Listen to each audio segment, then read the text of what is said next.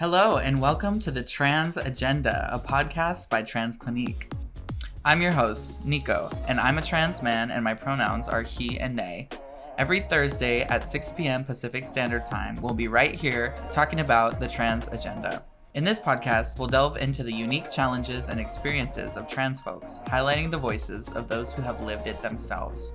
We'll explore issues such as navigating medical and legal systems, finding acceptance within family and community, and combating discrimination and violence.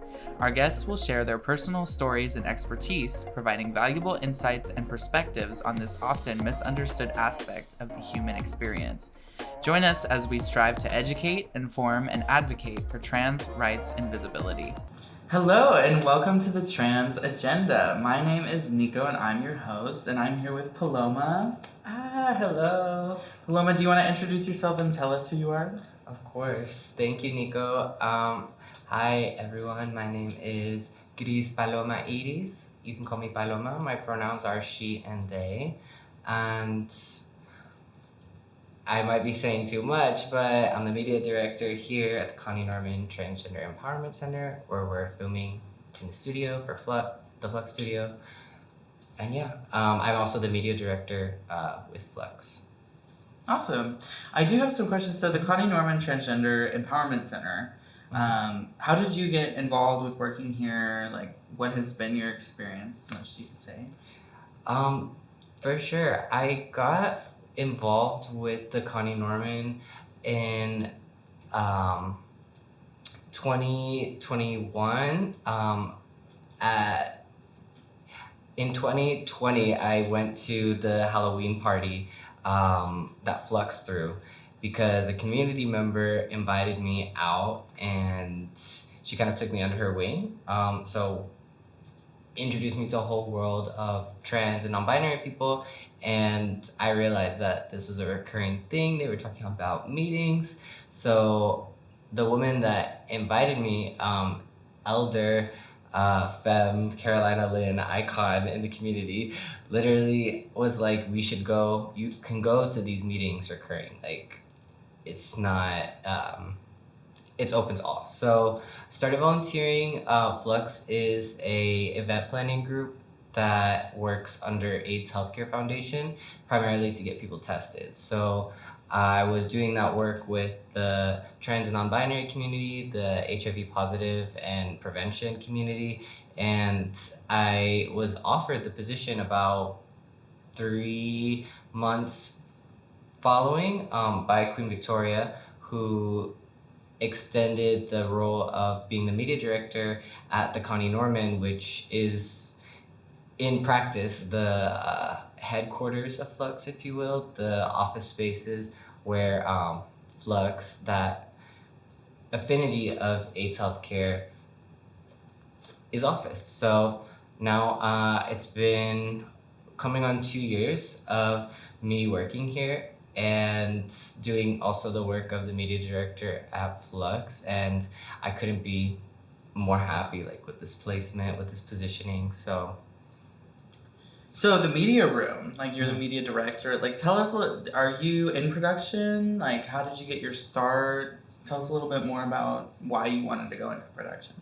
For sure, thank you. I got started in production as a production intern at NBC6 and Telemundo 51 in Miami, and I had a blast. It was truly a blessing, and it was when I was fairly young. I think I was 19, so I got really blessed start, and that turned into a stage manager position, where I was my first job, contracted. I think I was 20 at the time, and I was doing the holiday coverage.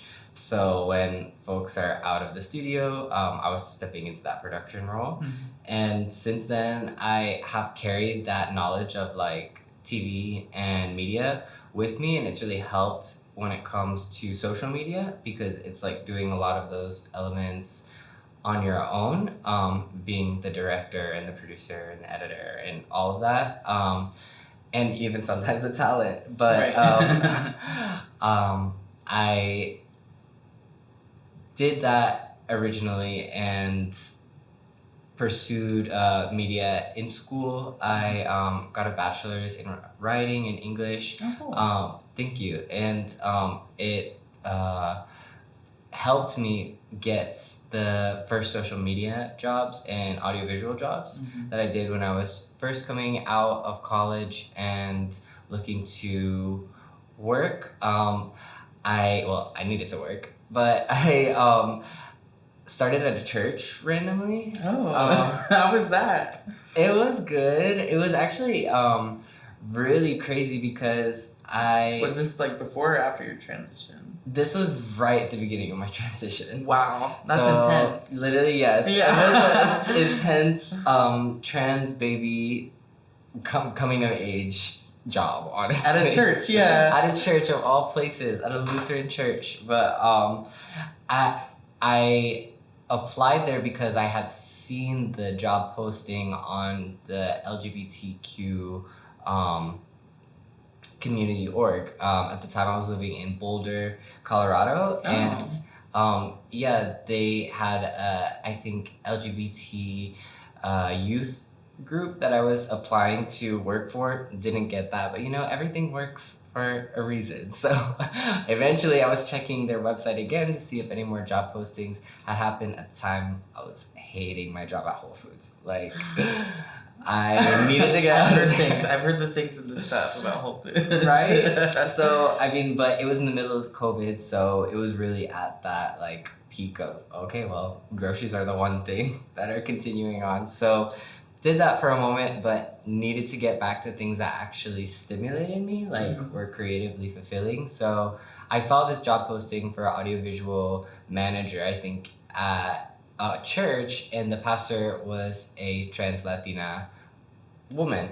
So I was beautiful. like, oh my God, I've never seen this before. It's so beautiful. Trans Latina pastor? That's like, beautiful. Full on reverend and everything. Like, it's Lutheran. I grew up super Christian, and my mom is like Catholic down. Like, and my like experience was very like churchy growing up. So to see it queered in such a way, she was like proudly queer, proudly trans, proudly Chicana, and it was amazing. It was very healing, honestly. And quickly she was like, okay, yes, you can play the worship slides and like the sermon slides or what have you, but pressing a button in a booth. But she was like, but we need a TikTok. So I then started my... This is a woman of the future. Yeah, she's a genius. Literally, Nicole Garcia, definitely follow her. She is the faith director at the LGBTQ Task Force, which is a huge national nonprofit. They just threw that conference recently that I think was in San Francisco. Yeah.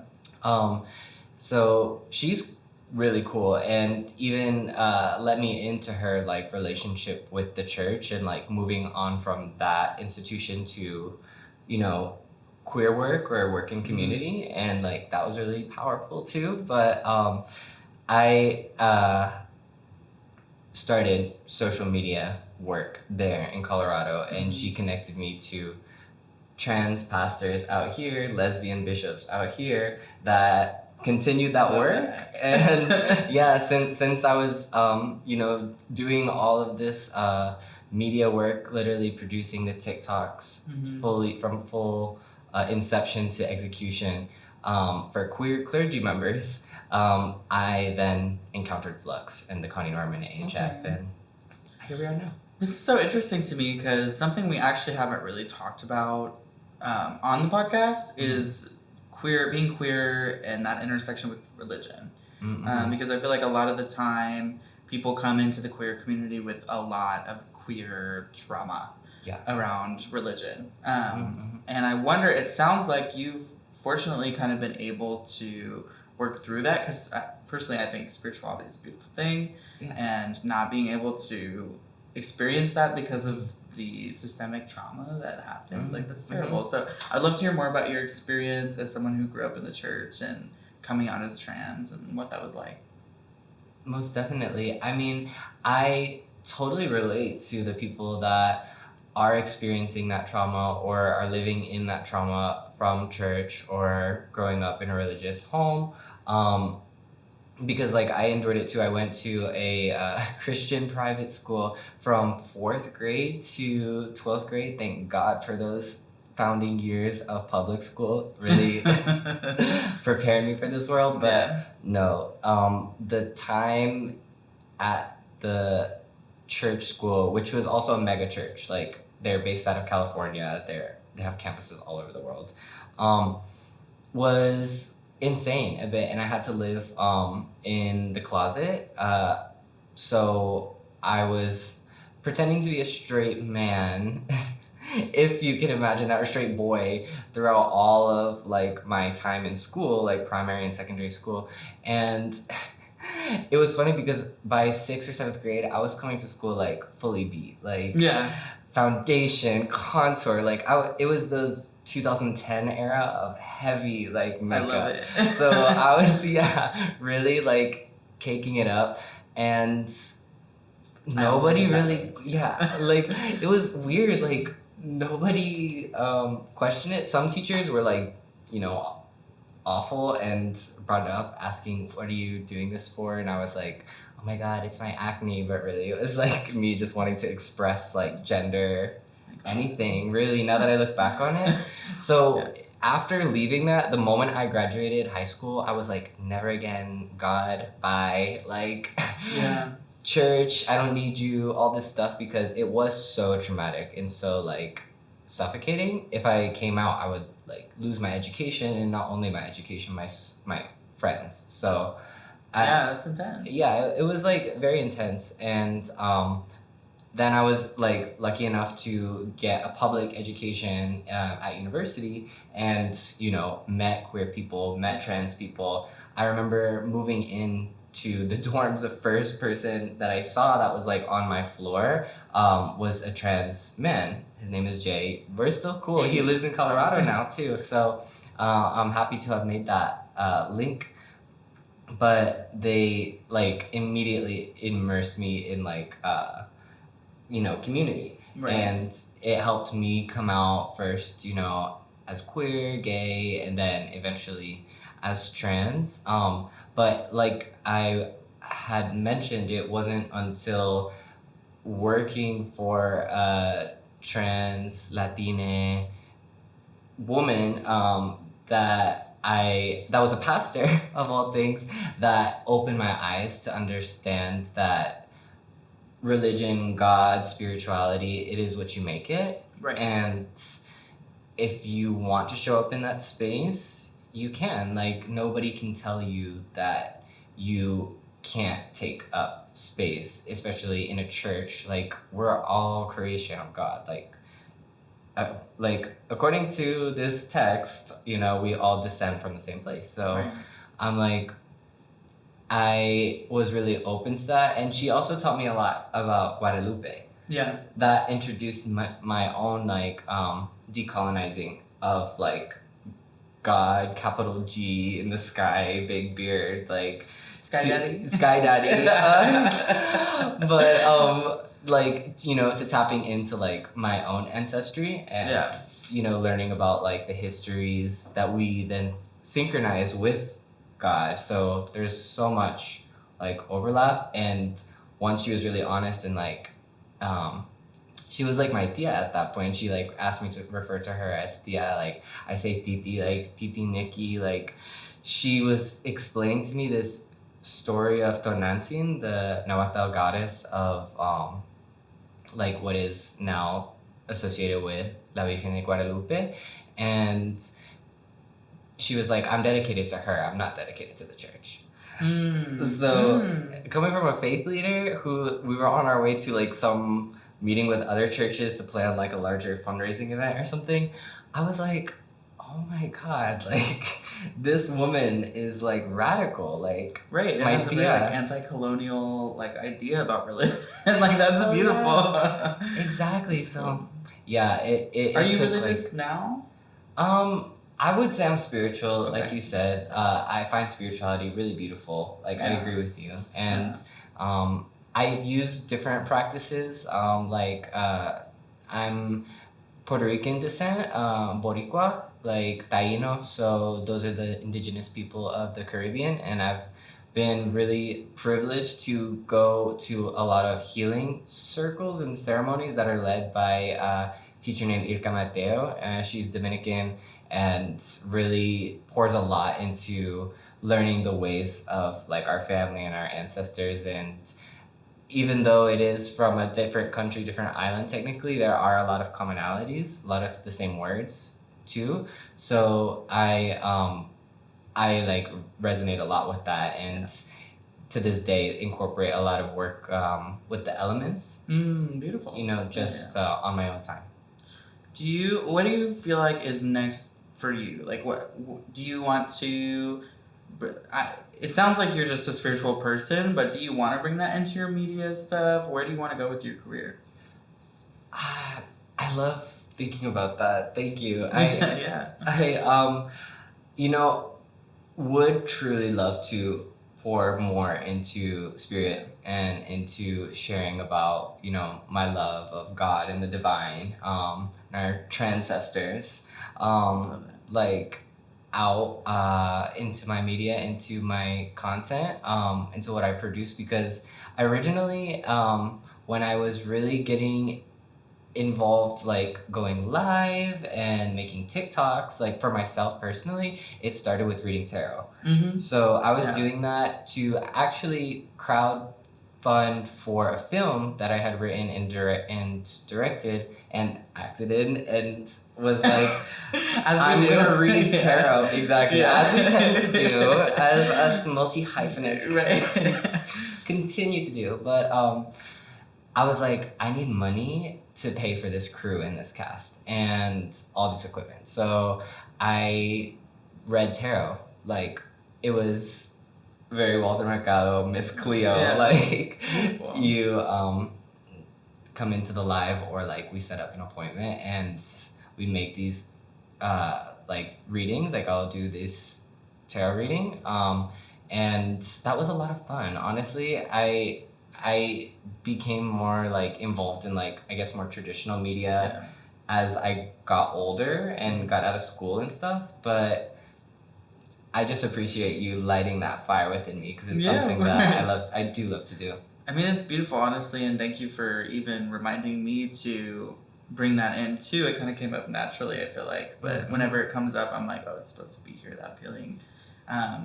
Well, I do want to ask you one question that I ask everybody, and that is, what is your trans agenda? Ooh, that question is so delectable. Okay, my trans agenda. What am I cooking up? What am I plotting? No, honestly, my trans agenda is to encourage audiences to love themselves. Like, I know it sounds maybe very repetitive or maybe super religious, I don't know, but I really do believe in the power of like loving ourselves and loving each other. And I think that the world could receive a lot of healing and do a lot better if we were a bit more loving to one another. So because I enjoy like comedy and entertainment and, you know, spirituality, all the encouraging, uplifting things, I've sort of made peace with, if I'm not a legislator or fighting, you know, the venom that's going on in our government today against trans people, against my community, non-binary siblings, like all of us, I can at least share messages and share stories that encourage and uplift and maybe paint us in more, I would say, loving lights, more affirming and life-giving situations. So yeah, definitely, like, you know, they say representation is everything. Like, I do love like being that representation for the youth that I take on, like that mind for the youth, for the kids. But no, I'm like, there are like folks in places that I was at not long ago, and I'm like, if I could be a voice or an image for them, like to help them maybe step into their light, come out, maybe start their transition, do whatever scares them, like, then That's beautiful. that like is good for me. That's like what my trans agenda is. I love that. And I love that you said like loving light, because I feel like it's one thing to be like a positive light or whatever, but like a loving light. I love that. Yeah. Well, thanks so much for being on the podcast. Oh my gosh, thank you for having me. It's been a pleasure on Trans Agenda, the Trans Agenda. Awesome. Trans individuals face unique challenges every day. From accessing healthcare to navigating legal systems, it is crucial that we work towards creating a society that is inclusive and supportive of people of all gender identities. This means advocating for policies and practices that prioritize the health and well-being of trans individuals, as well as challenging discriminatory attitudes and behaviors where they exist. By coming together to support and uplift trans voices, we can create a brighter and more equitable future for everyone. Thank you for listening, and let us continue to work towards a world where trans individuals can thrive. Follow us on all social media platforms at Trans Clinique, and don't forget to like this video and hit the subscribe button.